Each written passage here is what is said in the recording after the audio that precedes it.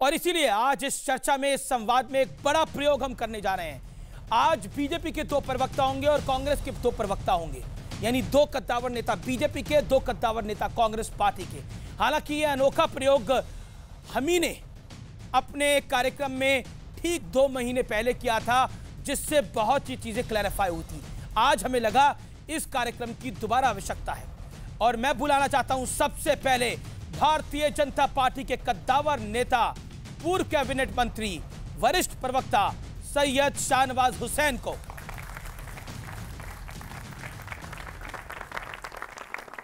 अभिनंदन है शाहनवाज जी आपका। और मैं बुलाना चाहता हूं भारतीय जनता पार्टी के एक और कद्दावर नेता, राष्ट्रीय प्रवक्ता, धुरंधर प्रवक्ता डॉक्टर संबित पात्रा को। उनका भी अभिनंदन है।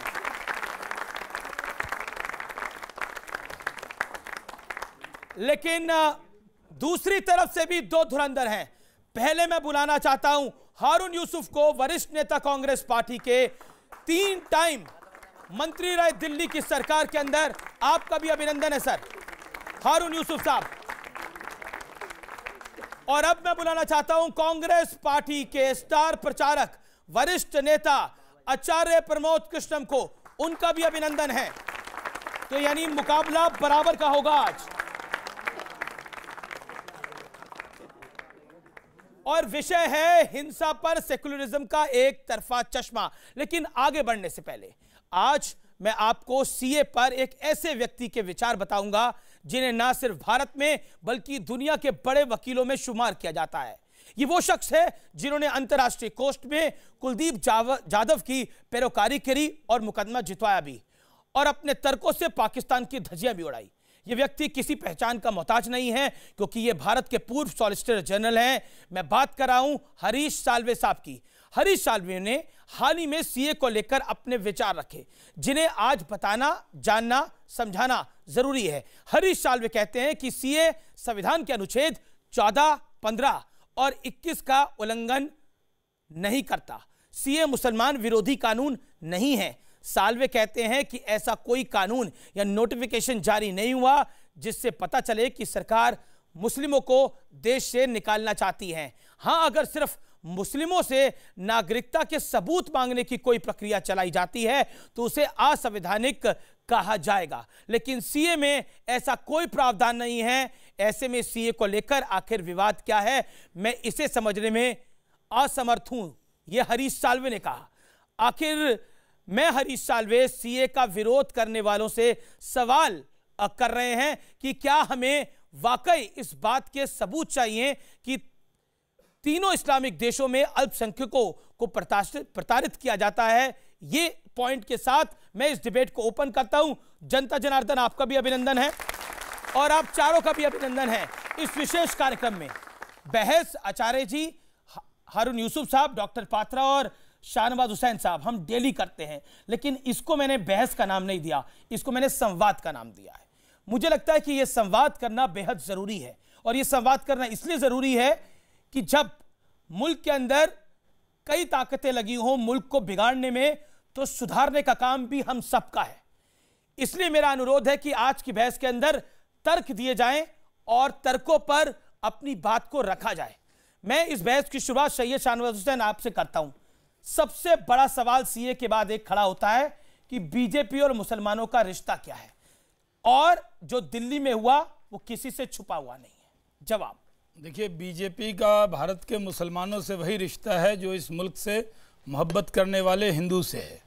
हमारे नेता नरेंद्र मोदी जी ने लाल रामलीला मैदान से कहा कि जो भारत के मिट्टी के मुसलमान हैं, जिनके पुरखे यहीं के हैं, उनको दुनिया की कोई ताकत छू नहीं सकती। हमारे नेता अमित शाह जी ने कहा ये देश जितना मेरा है उतना मुसलमानों का है। हमारे राष्ट्रीय अध्यक्ष जगत प्रकाश नड्डा जी ने कहा ये देश सबका साथ सबका विकास के रास्ते पर चलेगा। और हमारे रक्षा मंत्री राजनाथ सिंह जी ने कहा कि मुसलमान हमारे जिगर के टुकड़े हैं। हम अमित जी ये मानते हैं कि इस देश का बंटवारा धर्म के नाम पे हुआ।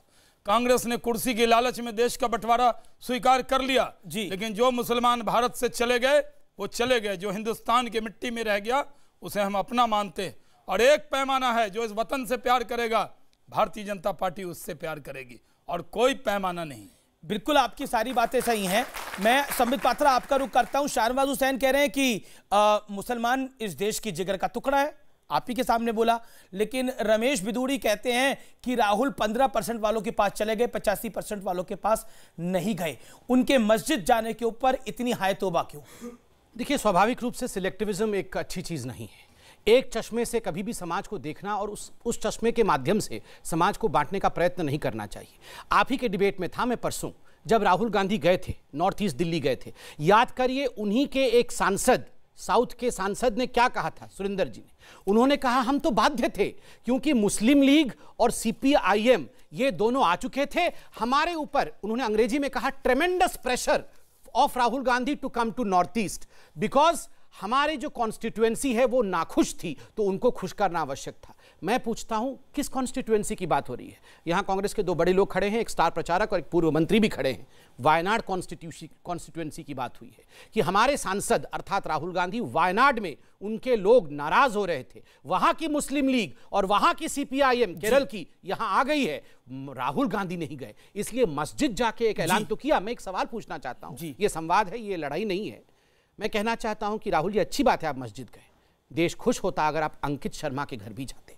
देश खुश होता जो पुलिस कांस्टेबल, हेड कांस्टेबल रतन लाल जिनको मार दिया गया था, आप उनके घर भी जाते। देश खुश होता अगर दोनों भाइयों को, अगर इस देश का एक आंख हिंदू है तो दूसरा आंख मुसलमान है, दोनों के कंधों पर बराबरी से अगर राहुल गांधी हाथ रखते तो आज ये सवाल नहीं उठता। जी हारून यूसुफ साहब, के सुरेश साहब ने, जो कि आप ही के मेंबर ऑफ पार्लियामेंट है, उन्होंने बोला मुस्लिम लीग का दबाव था, लेफ्ट नेताओं का, लेफ्ट नेता जा चुके थे, इन सबका दबाव था, हमें अपनी कॉन्स्टिट्यूएंसी को एड्रेस करना था। क्या आपको लगता नहीं है कि राहुल गांधी का ये सिलेक्टिविज्म था जो आपकी पार्टी पर भारी पड़ रहा है?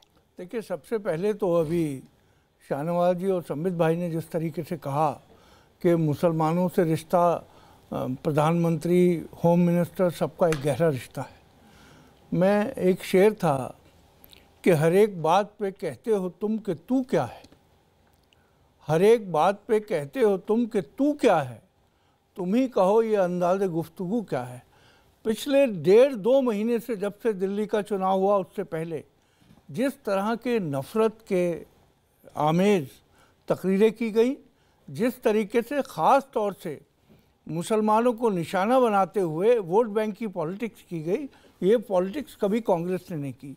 दूसरा सवाल आपने कहा कि एक एमपी ने ये कहा, ये कांग्रेस ने नहीं कहा, उसकी ज़ाती राय कुछ भी हो सकती है, वो केरला से ही है एमपी। राहुल गांधी गए। मैं ये पूछना चाहता हूँ कि देश के प्रधानमंत्री जो 130 करोड़ लोगों की बराबरी की बात करते हैं, होम मिनिस्टर बात करता है, भारतीय जनता पार्टी बात करती है, क्यों अमित शाह जी और प्रधानमंत्री जी नहीं गए देखने के लिए उनका हाल, अगर सभी उनके लिए बराबर हैं? ये जिस सोच को पनपा रहे हैं उसके नतीजे में जो हैवानियत हुई है, वो हैवानियत चाहे मुसलमान ने की हो, कि जिस सोच को ये पनपा रहे हैं, जिसकी वजह से हैवानियत हुई है, कंडेम करना चाहिए। जी आचार्य प्रमोद, मैं संबित आपके पास आऊंगा, जवाब लूंगा आपसे और शाहनवाज हुसैन से। आचार्य प्रमोद कृष्णम, हैवानियत हुई है, जिस सोच को बीजेपी पनपा रही है उसकी वजह से ये स्थिति हुई है, ये हारून यूसुफ साहब ने बोला। मैं आपसे जानना चाहता हूं, सोनिया गांधी ने बोला था सड़कों पर आओ, आर पार की लड़ाई लड़ो, क्या ये सही था? देखिए अमीश देवगन जी, वो क्या था? यहाँ कुछ लोग हैं जो भारतीय जनता पार्टी के पक्ष में बात कर रहे हैं और हारून यूसुफ साहब ने कांग्रेस के पक्ष में बात की। आज देश के हालात ऐसे हैं कि कांग्रेस के पक्ष में बात करना और बीजेपी के पक्ष में बात करना, अब वो वक्त चला गया। मैं देश के पक्ष की बात करना चाहता हूँ। पहली बात, ये देश उनका भी है जो ना भाजपा में है ना कांग्रेस में है। ये देश उनका भी है जो ना मोदी के सपोर्ट में है ना मोदी के विरोध में है। ये देश एक बहुत विराटता लिए हुए है। जो हालात आज इस देश में पैदा हुए हैं वो किसकी वजह से हुए, इसकी समीक्षा की जानी चाहिए। दिल्ली के अंदर जो बीभत्स घटनाएं हमें देखने को मिली हैं, भारत की राजधानी के अंदर किसी आदमी को हम इसलिए मार दें कि वो हिंदू नहीं है, किसी आदमी को हम इसलिए मार दें कि वो मुसलमान नहीं है। आज संबित पात्रा जी और शाहनवाज साहब यहाँ बैठे हैं, खड़े हैं। मैं इनसे ये पूछना चाहता हूँ कि 70 साल में जो हुआ, क्या कब तक वर्तमान की हालात की जिम्मेदारी उन पर डालते रहेंगे? एक शेर मैं भी कहना चाहता हूं संबित पात्रा जी से कि तू इधर उधर की ना बात कर, ये बता कि काफिला क्यों लुटा। मुझे रहजनों से गुरेज नहीं, तेरी रहबरी का सवाल है। जिम्मेदारी आपको सुनिश्चित करनी पड़ेगी और लेनी पड़ेगी। जी जी, शाहनवाज जी भी हाथ खड़ा कर रहे हैं। संबित बड़े नहीं बड़े हैं शाहनवाज जी, पहले अब देखिए आप बड़े हैं। देखिए अब ये शिष्टाचार है डॉक्टर पात्रा का। देखिए हम अपनी टीम का विराट कोहली लेकर आए हैं, उनसे ही चलिए संबित जी बोलिए। जी संबित, देखिए अभी एक बात पूछी गई, ये बात पूछी गई कि किसने, ये अंदाजे गुफ्तगू क्या है। मैं पूछना चाहता हूं, दो बड़े लोग खड़े हैं, ये अंदाजे गुफ्तगू क्या है जब सोनिया गांधी निकलती है और कहती है कि इतिहास में हर किसी का ऐसा एक वक्त आता है कि आपको घर से निकलना पड़ता है, कठोर संघर्ष करना पड़ता है और ऐसी लड़ाई लड़नी पड़ती है कि आर या पार का डिसाइड हो जाए, आर या पार की लड़ाई लड़नी पड़ती है। ये क्या था, ये अंदाजे गुफ्तगू क्या है। राहुल गांधी कहते हैं कि डरो मत, घर से निकल आओ, सड़क पे निकल आओ, कांग्रेस तुम्हारी साथ खड़ी है। ये अंदाजे गुफ्तगू क्या है। केवल राहुल गांधी और सोनिया गांधी नहीं, इनके दिग्गज मित्र और एनएसी के सदस्य हर्ष मंदर 2 कदम आगे जाके कहते हैं सुप्रीम कोर्ट पे विश्वास नहीं है, संसद में किसी प्रकार का निर्णय नहीं होगा, निर्णय तो सड़क पर होगा। और अमीश देवगन जी, हमने कल आपके चैनल पे डिबेट किया है, वो वीडियो देखा है जब बुर्का पहन के, मैं यहां हिंदू मुसलमान नहीं कर रहा हूं, किस प्रकार से बुर्का पहन के पत्थरबाजी हुई है, किस प्रकार से सैकड़ों लोग, कुछ चुनिंदे पुलिस अफसरों के ऊपर, मैंने देखा है डीसीपी की वाइफ को रोते हुए, मैंने देखा है डीसीपी को यहां बिलखते हुए, एसीपी को बिलखते हुए, रतन लाल को अपना जीवन गंवाते हुए। कल एक मुख्य अखबार का हेडलाइन क्या था, अंकित शर्मा को यूं ही नहीं मारा गया, he was killed to deliver a message, एक संदेश देने के लिए मारा गया।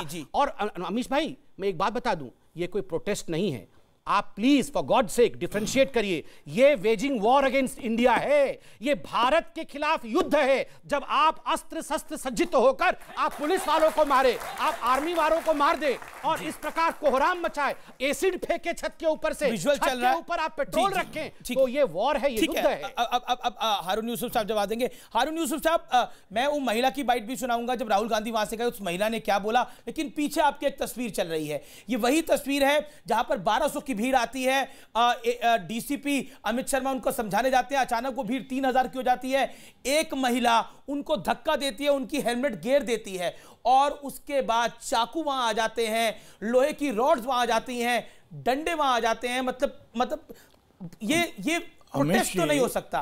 प्रोटेस्ट तो आपने भी करा होगा, कभी चाकू लेकर तो कोई प्रोटेस्ट में नहीं जाता। 3 दिन तक वहां दंगा होता रहा, हैवानियत का नंगा नाच होता रहा। क्या कर रही थी केंद्र सरकार? जिस समय ये शुरू हुआ उस समय कहां सो रहे थे आप लोग? मैं कहता हूं कोई हिंदू हो, मुसलमान हो, सिख हो, इस तरह की घिनौनी जो भी हरकत करे उसको फांसी पर लटका दो। लेकिन इस तरह के भाषण देना केवल इसलिए कि आप अपनी गलतियों को छुपाना चाहते हैं। आज जिस तरीके की हैवानियत नॉर्थ ईस्ट में हुई है, वहाँ पर उसके साथ साथ एक उम्मीद की किरण भी देखी गई, जहाँ मुसलमानों ने मंदिरों को बचाया और हिंदुओं ने मस्जिदों को बचाया और मंदिरों के अंदर मुसलमानों की कई फैमिलीज रखी गई। ये हमारी सभ्यता है हिंदुस्तान की। और सोनिया जी के बारे में जो आप बार बार कह रहे हैं आर पार, ये सोनिया जी ने जिस तरीके से संविधान के साथ खिलवाड़ हो रही है, जिस तरीके से संविधान बदलकर एक खास कम्युनिटी को, खास कम्युनिटी नहीं मुसलमानों को टारगेट करने की जो बात है जी, उन्होंने कहा क्योंकि इस आज़ादी के आंदोलन में कांग्रेस के नेताओं ने कुर्बानियां दी हैं, इस देश को आज़ाद कराया है। वो जो बात कर रही थी वो ये कह रही थी हारून साहब, आजादी के लिए तो कुर्बानी दी, आजादी चाहिए थी, उसके लिए अब किसके लिए कुर्बानी दी जा रही है? इंटरप्रिटेशन अब किसके लिए कुर्बानी दी जा रही है? शब्दों में करें, अब किसके लिए कुर्बानी फ्री है? अब किसके लिए कुर्बानी हो रही है? कुर्बानी आजादी चाहिए थी, देश को आजाद करना था तो सब कुर्बान हो रहे थे। अब देश के आजादी चाहिए गरीबों के लिए जिन पे सीए का तलवार लटका है, एक आम आदमी क्या करे? शाहनवाज हुसैन, बड़ा स्पष्ट रूप से बोला गया कि मुसलमानों को आपकी सरकार टारगेट कर रही है। देखिए अब इसलिए सोनिया गांधी ने बोला आर पार की लड़ाई। सिटीजनशिप अमेंडमेंट एक्ट पर बोलते बोलते बीजेपी के प्रवक्ताओं का गला खराब हो गया। हम कहते रहे कि ये नागरिकता देने वाला है, ये पाकिस्तान, बांग्लादेश, अफगानिस्तान से आए हुए मजहब के नाम पर सताए हुए लोगों को नागरिकता देने वाला है, ये किसी की नागरिकता लेने वाला नहीं है। अब तो कई डिबेट में लोगों ने कहा, जो लोग इसका विरोध कर, हाँ ये सही है। अब ये क्या कर रहे हैं? एनपीआर के नाम पर डरा रहे हैं, एनआरसी के नाम पर डरा रहे हैं। कांग्रेस की आदत हो गई है कि जब वो चुनाव हार गई तो मोदी जी से बदला लेने के लिए जब डोनाल्ड ट्रंप हिंदुस्तान में आ रहे हैं उससे पहले आप रैली कर रहे हैं, लोगों को उकसा रहे हैं, और आप कह रहे हैं दंगों पर तो कांग्रेस को बोलने का कोई अधिकार ही नहीं है।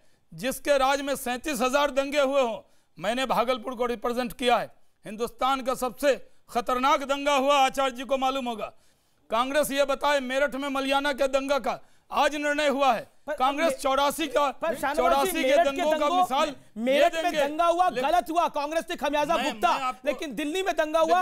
हारून यूसुफ की शिकायत है मुसलमानों को आपकी सरकार टारगेट कर रही है, इसका जवाब क्या है? देखिए, एक तो पहले ये 15 मिनट पुलिस हटा दो, हम आर पार कर लेंगे, ऐसे सुनिए, ऐसे बयान गांधी ने बोला आर पार वाली बात, ऐसा पहले कहा जाता था।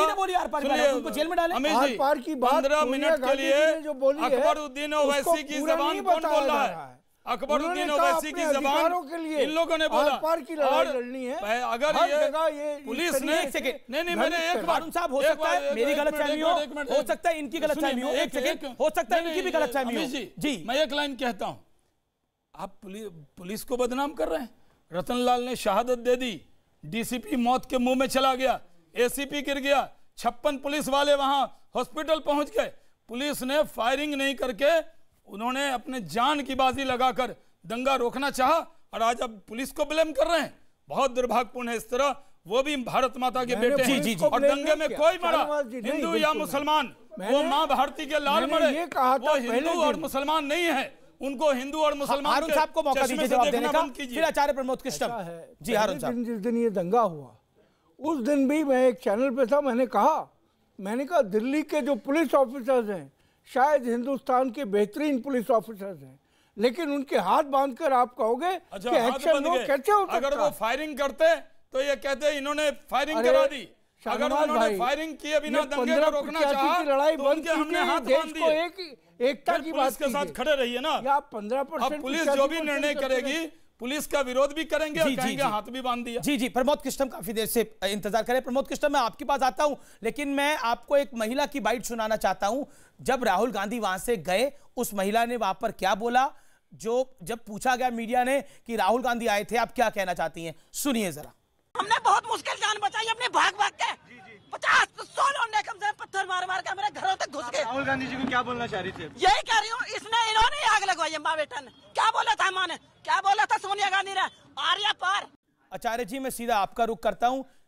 देखिए, क्या आपको लगता नहीं है कि नेताओं को भी जिम्मेदारी से बोलना चाहिए? चाहे कपिल मिश्रा हो, चाहे अनुराग ठाकुर का जिक्र बार बार किया जाता है, चाहे प्रवेश वर्मा हो, और चाहे सोनिया गांधी हो, क्या आपको लगता नहीं है कि आर पार की लड़ाई, और बार बार बोला जाएगा कि मुसलमानों की नागरिकता सीए में जा रही है, तो कहीं ना कहीं एक वर्ग उत्तेजित हो जाएगा, और उसका नतीजा यह है कि कांस्टेबल रतनलाल चला जाएगा, डीसीपी अमित शर्मा जिंदगी और मौत की लड़ाई लड़ेगा, और जनता यह बोलेगी। देखिए अमित देवगन, जिसका घर जलता है, जिसके घर का कोई व्यक्ति मारा जाता है, उसमें उसके दिल में एक पीड़ा होती है, और वो जो महिला बोल रही है बिल्कुल ठीक बोल रही है, उसको बोलना चाहिए। लेकिन क्या राहुल गांधी के वहाँ जाने से या सोनिया गांधी के बोलने से अगर ये दंगा हुआ तो फिर सोनिया गांधी के खिलाफ और राहुल गांधी के खिलाफ केस दर्ज होना चाहिए। इनकी सरकार को बिल्कुल केस दर्ज करना चाहिए। लेकिन सवाल ये खड़ा होता है कि ये केस दर्ज नहीं करते। पुलिस ऑफिसर जो मारे गए हैं, भीड़ हजारों की संख्या में थी। अभी संबित पात्रा जी ने कहा कि ये देश के खिलाफ जंग है, तो आपकी सरकार कर क्या रही है? चूड़ी पहन के बैठी है क्या? चूड़ी पहनना बुरी बात नहीं, क्या कर क्या रही है? यहाँ महिलाएं बैठी हैं, चूड़ी पहनना बुरी बात। मुझे बात पूरी करने दो ना, मुझे बात तो पूरी करने दो। अरे बाबा, मुझे बात पूरी करने दो। जब आप बोल रहे थे मैं नहीं बोला। आज बात तो चूड़ी पहनना गलत नहीं होता, चूड़ी मजबूती की निशानी होती है। झगड़ा हो जाएगा। आपकी माँ ने भी चूड़ी पहना होगा। अरे भाई, मैं तो कह रहा हूँ, आपकी माँ ने भी चूड़ी पहना होगा। चूड़ी पहनना गलत बात क्या कर रखा था आपने? सुनिए, ठीक है, चूड़ी तो शक्ति का परिचय है। अरे सुनो ना जी, फिर वही बात कर रहे हो। एक तरफ देश की बात करते हो, एक तरफ महिलाएं देश है। महिला देश नहीं है क्या? आपकी माँ, मेरी माँ, आपकी बहन, मेरी बहन ने चूड़ी पहना है। चूड़ी पहनना कोई कमजोरी नहीं होता है। तुम्हारी सरकार ने चूड़ी पहना, चूड़ी पहनना कोई कमजोरी नहीं है। मैं नहीं मानता चूड़ी पहनना। तो फिर कर क्या रहे हैं आप? 1000 लोगों ने जिन्होंने पुलिस वालों को हत्या कर दी, रौंद के मार डाला, इन पे एनएसए लगाइए, नेशनल सिक्योरिटी एक्ट लगाइए। क्यों नहीं लगाते आप? गुस्सा दिल्ली की जनता जल रही थी, घरों में आग लग रही थी, सुनिए। और आपकी सरकार, और माफ करना अमीश देवगन, आपकी पूरी मीडिया नमस्ते ट्रंप कर रही थी जब दिल्ली जल रही थी। शर्म आनी चाहिए ऐसी सरकार को। आज राहुल गांधी वहां पहुंच गए, अरे गृह मंत्री तो पहुंचे भी नहीं। चलिए, नहीं, अगर राहुल गांधी कहीं पहुंच गए तो ये उन्होंने गलत किया। ठीक है, किसी का घर जल गया, उससे पूछा गलत किया। आपकी सरकार के कौन से लोग गए, बताओ ना। जवाब दो। दे रहा, मैं उत्तर देता हूं एक एक करके। देखिए, कांग्रेस का एक तरीका होता है, ये सुबह उठ के पहले रणदीप सुरजेवाला और उसके बाद फिर राहुल गांधी, फिर सोनिया गांधी, अगर हमने गलती किया है तो हमें जेल में डालो, हमारे खिलाफ इन्वेस्टिगेशन करो। फिर दोपहर को जेल में डालने की प्रक्रिया शुरू होती है, फिर शाम को बदले की राजनीति है। ये बीजेपी बदले की राजनीति कर रही है। देखो, चिदम्बरम को घसीट के जेल में ले गई, ये कितना अच्छा आदमी था, इसको जेल में क्यों ले गई। देखिए, सुबह चिढ़ाना और शाम तक रोना। सुनिए, लेकिन ये दंगे की बात है डॉक्टर संबित पात्रा, इसलिए मैं बोल रहा हूं। मैं सब विषय पे, दंगे पे याद जी। अभी हारून यूसुफ को साधारण व्यक्ति नहीं, मैं उनका बहुत सम्मान करता हूं, इन्होंने अच्छी बात कही। जिन लोगों ने बदमाशी की, इन्होंने 2 कदम आगे जाके कहा उनको फांसी पे चढ़ाइए।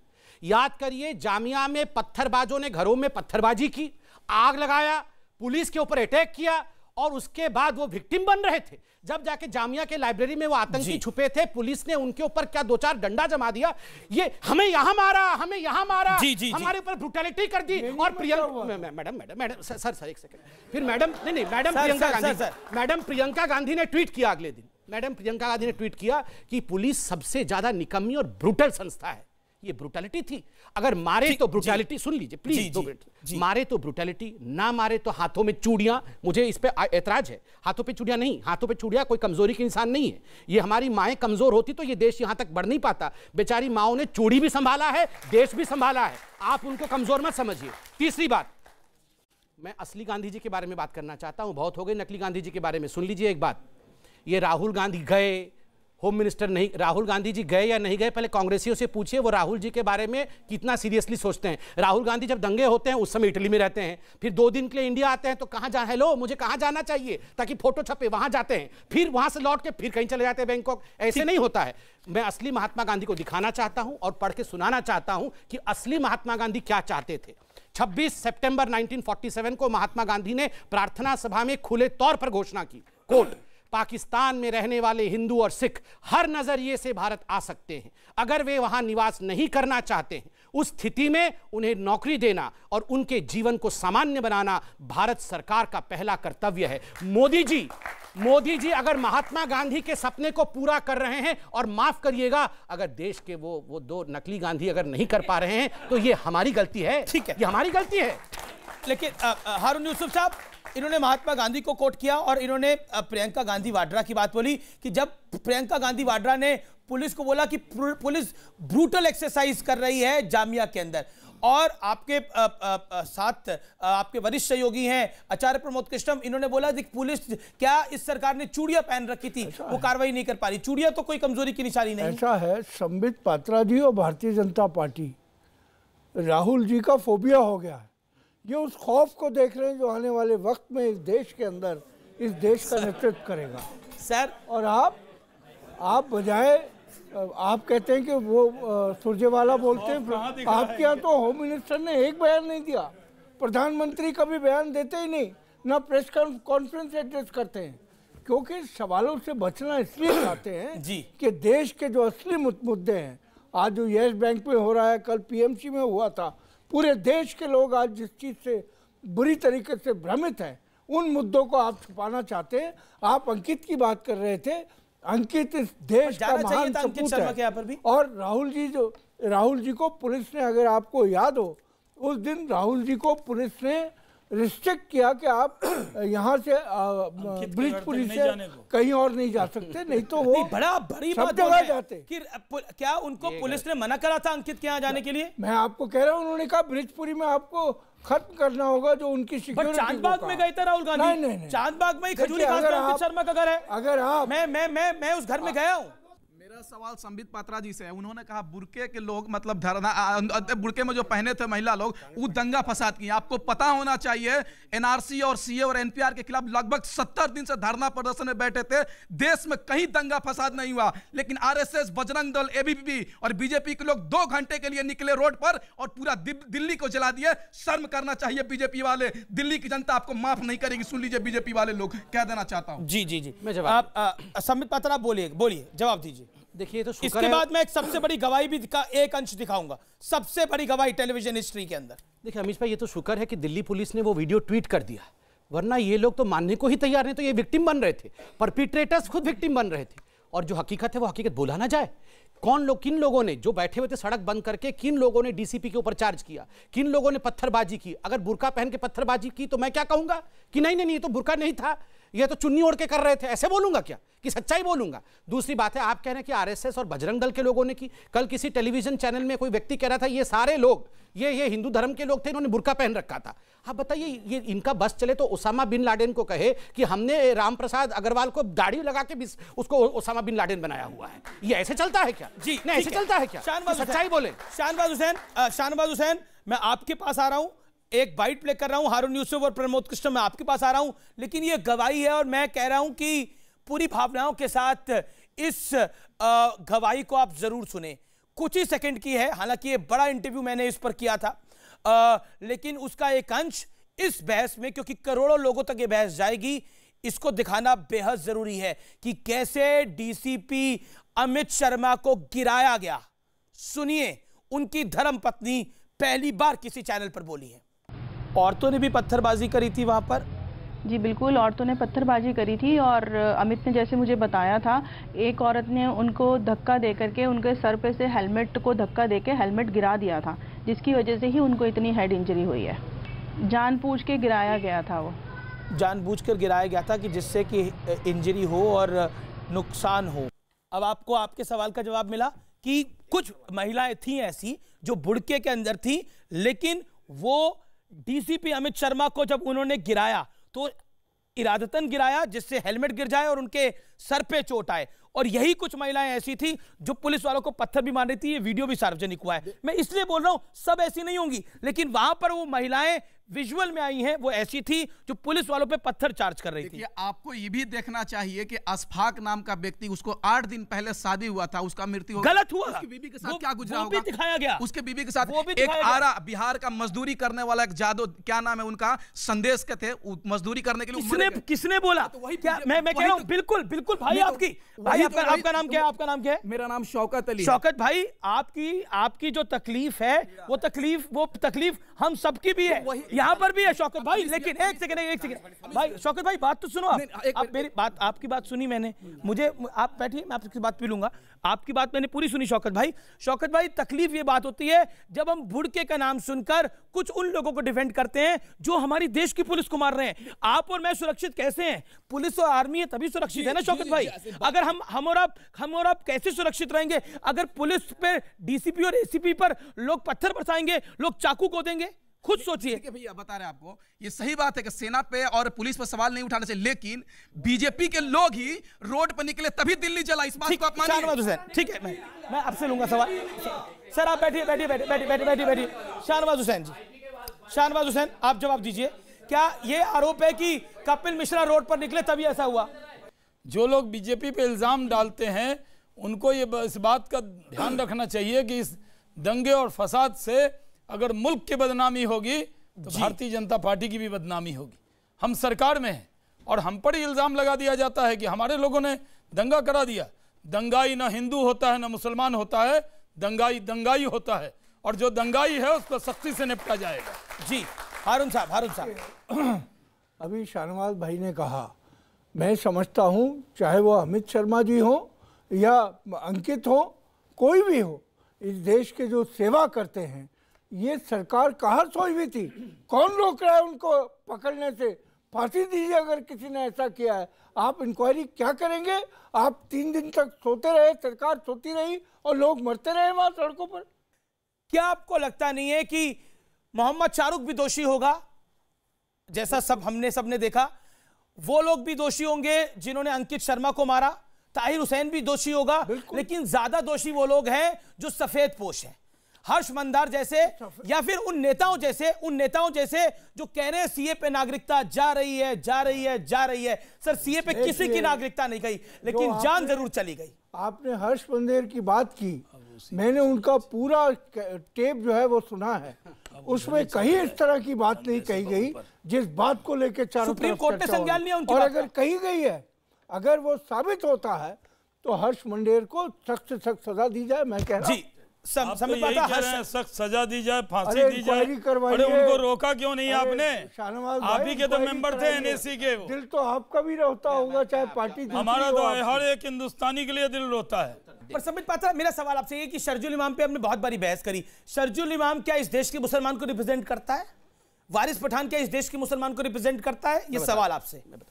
क्यों नहीं रिप्रेजेंट करता? शाहनवाज हुसैन रिप्रेजेंट नहीं करते, हारून यूसुफ रिप्रेजेंट नहीं करते इस देश के मुसलमान को। बता रहा हूं, जब शरजील इमाम जैसे व्यक्ति, जब फैजुल हसन जैसे व्यक्ति और जब वारिस पठान जैसे व्यक्ति और ओवैसी जैसे व्यक्ति जहर उगलते हैं, तो लिबरल मुस्लिम्स का कर्तव्य होता है कि वो रेडिकल इस्लाम के खिलाफ आवाज उठाएं। और अगर वो आवाज नहीं उठाते हैं, जब द्रौपदी का वस्त्रहरण हो रहा था, अगर पितामह भीष्म वहां आंखें जमीन की तरफ गाड़ करके बैठे रहते हैं, तो दोषी पितामह भीष्म भी हैं। बाद में ना कहिएगा वो पितामह थे, इसीलिए तो भुगतना पड़ा, इसीलिए तो कृष्ण ने धर्मचक्र उठाया, क्योंकि इतने बड़े बड़े लोगों के होते हुए मैं कहता हूं, जिस समय वारिस पठान ने 15 करोड़ भर से 100 करोड़ कहा, 100 मुसलमान, अच्छे मुसलमान इकट्ठे हो जाते, भाई तो हमारे दिन रात अपोज कर रहे थे, मगर कांग्रेस के जो अच्छे मुसलमान हैं हमारे साहब इकट्ठे हो जाते और कहते नहीं ये अच्छी बात नहीं है, हम एग्री नहीं करते। क्यों नहीं? तो हम एक सेकंड मैं हारून साहब से सवाल पूछना चाहता हूं। मैं हारून साहब, देखिए हारून साहब की मैं बहुत इज्जत करता हूं, एक मुस्लिम भी है, रेस्पेक्टेड मुस्लिम है, मेरे भाई हैं। मैं आज इतने बड़े मंच पे आपसे एक सवाल पूछूंगा, मैं चाहता हूं आप इसका बिल्कुल अच्छे से जवाब दीजिए। साहब ये सीए आया, आप तो पूरे पढ़े हैं, मैं लेके भी आया हूं, आपको बिल भी दूंगा, पढ़ भी लीजिएगा। आप एक मुस्लिम होने के नाते आप मुझे पॉइंट 1, पॉइंट 2, पॉइंट 3, 3 ऐसे पॉइंट बताइए जिससे आपका नुकसान हुआ है। आप एक मुस्लिम हैं, आपका क्या नुकसान हुआ है सीए से? हारून साहब, पूरा देश एजुकेटेड होगा। ये जो सिटीजन अमेंडमेंट एक्ट लेके आए वो पहले भी था, लेकिन उसको बाधित कर दिया गया प्रताड़ित मुसलमान या हिंदू जो है जो बांग्लादेश, पाकिस्तान और अफगानिस्तान में है। पहले अदनान समी को आपने नहीं दी थी, और उसके बाद एनआरसी की बात करते हैं। माननीय home minister Amit Shah ji floor of the house पे कहते हैं अभी तो ये सीए आया है, अब एनआरसी लेके आएंगे। नहीं, जिसके बाद बाहर सुन लीजिए बात, बोलिए सर, वो मत कीजिए। नहीं बोलिए। बाहर देश के प्रधानमंत्री कहते हैं एनआरसी कोई नहीं आ रहा है, और अभी तो चर्चा ही नहीं हुई है। फ्लोर ऑफ द हाउस पे क्या कहा था आपने? जवाब। ये इस तरीके से जो आप भ्रमित करने की राजनीति कर रहे हैं और केवल नफरत के बीज डाल रहे हैं आप इस हिंदुस्तान की सरजमीन पे, इसको बंद कर देंगे तो ये देश बहुत तरक्की। मैं एक सेकंड मैं कुछ दिखाना चाहता हूं। जी आप दिखा दीजिए। ये सीएए का बिल है, ये 3 पन्नों में है, आप देख सकते हैं, बहुत छोटा सा है सर। इसमें आप प्लीज नहीं सर, आपने अभी एनआरसी की बात कर दी, वो तो आया ही नहीं। मैं तो सीए की बात कर रहा हूं। सर एक मिनट, आपने अदनान सामी की बात की, आपने सर देखिए आप बड़े हैं, सुन तो लीजिए सर। आपने अभी अदनान सामी, इसमें अदनान सामी का नाम कहीं नहीं लिखा हुआ है। आपने एनआरसी की बात की, इसमें एनआरसी नहीं लिखा हुआ है। मैं सर इसमें आपकी प्लीज लीजिए, इसमें बताइए सर, एक लाइन बता दीजिए, क्योंकि यहाँ लोगों की जानें चली गई हैं, 50 लोग मारे गए हैं। मैं नहीं था, मैं जानना चाहता हूँ सर, कहाँ मुसलमानों के खिलाफ के परसिक्यूटेड मुसलमान को हिंदुस्तान के अंदर नहीं लाया जा सकता। ये नहीं था पहले के जो सिटीजन नहीं है, परसिक्यूटेड मुसलमान नहीं आ सकता हिंदुस्तान में। नहीं, मैं तो आपसे कह रहा हूँ। क्यों चाहिए आपको परसिक्यूटेड? नहीं, आपको पाकिस्तान के मुस्लिम इंडिया में क्यों चाहिए? आप एक बात समझे। नहीं, मैं साहब से पूछना चाहता हूँ, इनको पाकिस्तान के तथाकथित परसिक्यूटेड मुसलमान हिंदुस्तान में क्यों चाहिए? क्यों चाहिए? नहीं, ये तो आपने एक रास्ता तैयार किया क्या, और सबक सीखा आपने असम से, जहाँ पर जब एनआरसी कराई गई सर, समझा नहीं पा रहे। हमें इन पे विश्वास है, तुम पे विश्वास नहीं है जी। अच्छा, मुझ पे नहीं है। जो झगड़ा है ना इस देश में, वो सबसे ज्यादा कराने वाले आप हैं। अच्छा, आप दूसरी बात सुनिए, शाहनवाज साहब सुनिए। नहीं, इनको सुनिए। नहीं, इनका मतलब ये नहीं कि अमीश देवगन, अमीश देवगन एक देशभक्त पत्रकार है, लेकिन टोटल मीडिया पे मेरा सवाल है। दूसरी बात, अभी शाहनवाज भाई ने कहा कि देश की जनता कांग्रेस पे विश्वास नहीं करती। अब पहले कह रहे थे कि कांग्रेस के कहने पे देश की जनता आग लगा रही है, दंगा भड़का रही है। देश की जनता, एक बात बताओ ना, जब देश की जनता कांग्रेस पे विश्वास ही नहीं करती तो कांग्रेस के कहने से दंगा कैसे कर रही देश की जनता? ठीक है, अब संबित पात्रा जी ने कहा कि साहब भीष्म पितामह खामोश बैठे रहे। भाई भीष्म पितामह बेचारा क्या करेगा, वहां तो बहुत से शकुनी मौजूद हैं। वो तो है। शकुनी कहां पर?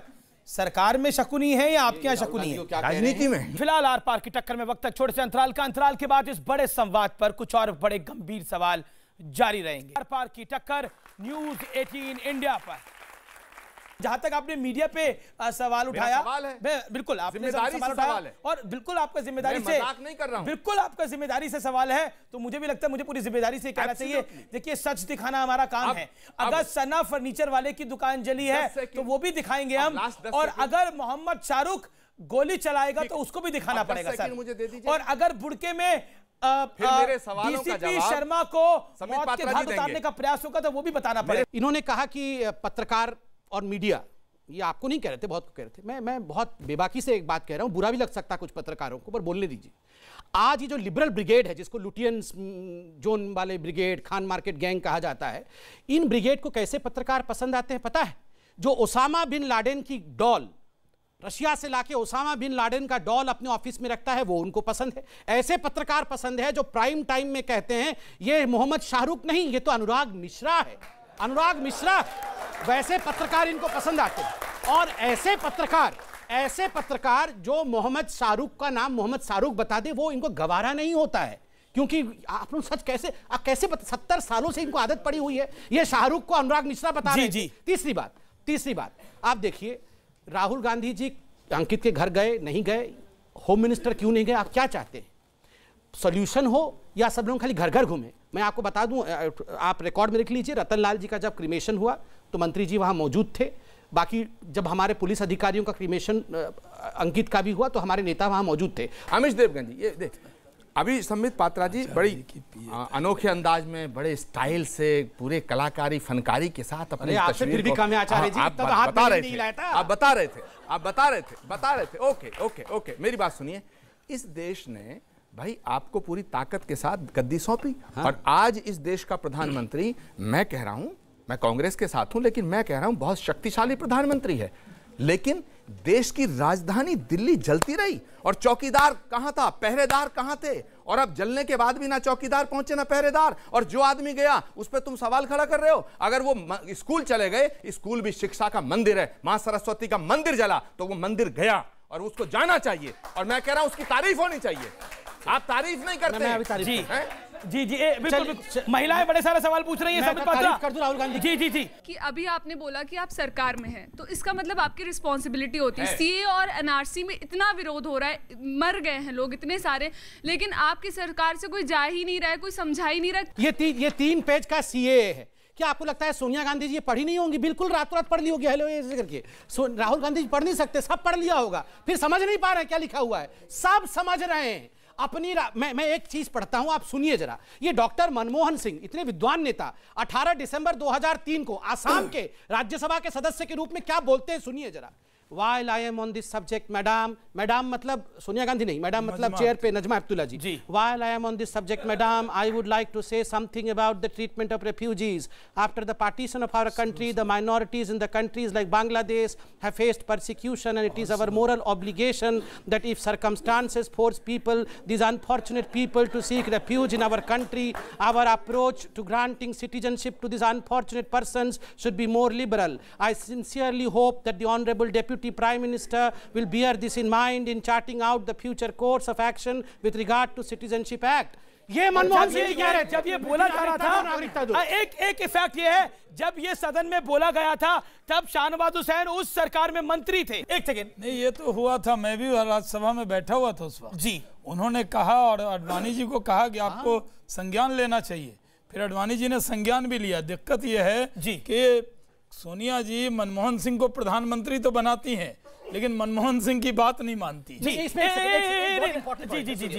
अब हुआ दोनों तरफ पॉइंट हो गया। जी, आपको एक बात समझना होगा कि जो चीज मनमोहन सिंह समझ पाए वो सोनिया जी क्यों नहीं समझ पाई। मनमोहन जी प्रधानमंत्री बने, वो विस्थापित थे, वो परसिक्यूटेड सिख थे पाकिस्तान के, उनके परिवार के ऊपर बहुत कुछ सहना पड़ा, वो यहाँ आए, मगर इटली में ऐसा नहीं हुआ, इसलिए वो नहीं समझ पाई, मनमोहन जी। लेकिन मैं एक डिस्क्लेमर भी दे देता हूं, मेरा परिवार भी पाकिस्तान से विस्थापित होकर ही हिंदुस्तान आया है, इसीलिए उस दुख दर्द को कई लोग समझ सकते हैं। मनमोहन सिंह जब deputy prime minister Lal Krishna Advani से सवाल पूछा सदन के अंदर, जब वो कह रहे थे ऐसा होना चाहिए, तो अब आप लोग इसके खिलाफ क्यों हैं? अब क्या हो गया? क्योंकि मोदी कर रहे हैं इसलिए? देखिए, ऐसा बिल्कुल नहीं है। ये अभी हमारी एक बेटी जो है वो जब पूछ रही थी कि समझा तो रहे नहीं, ये समझा नहीं रहे, ये भड़काने का काम कर रहे हैं। क्योंकि अगर ये संजीदा है तो जो बयान जिस तरीके से एनआरसी पे दिए गए, सीए पे दिए गए, इस देश के लोगों को भ्रमित रखना चाहते हैं, ये क्यों नहीं चले गए वहां पर? आप क्यों नहीं गए भाई? शाहनवाज हुसैन और आप सवाल हमसे नहीं हो रहा है, ये क्यों नहीं गए? आप क्यों नहीं गए? आप क्यों नहीं गए? सवाल क्यों नहीं कर रहे आप? ये हर जाना महत्वपूर्ण है, इन्वेस्टिगेशन करके जो लोग इसके जिम्मेदार थे उनको सजा देना महत्वपूर्ण है। आप क्यों नहीं गए? देखिए, हमारे लोग वहां पे गए, हम हिंदू मुसलमान के चश्मे से नहीं देखते। हमारे नेता नरेंद्र मोदी 130 करोड़ हिंदुस्तानी को भारतीय की नजर से देखते हैं। जी जी जी, आप हिंदू मुसलमान करते हैं। मैं फिलहाल इस शो को यही वाइंड अप करता हूं। आप तमाम लोगों का बहुत बहुत शुक्रिया इस बहस में जुड़ने के लिए, इस बहस का हिस्सा बनने के लिए। एक अनोखा प्रयोग आज हमने करा, पूरी जिम्मेदारी के साथ करा। हमें लगा इस संवाद को जनता के बीच पूरी सभ्यता के दायरे में जाना चाहिए, और मैं जनता जनार्दन आपका भी शुक्रिया अदा करता हूं।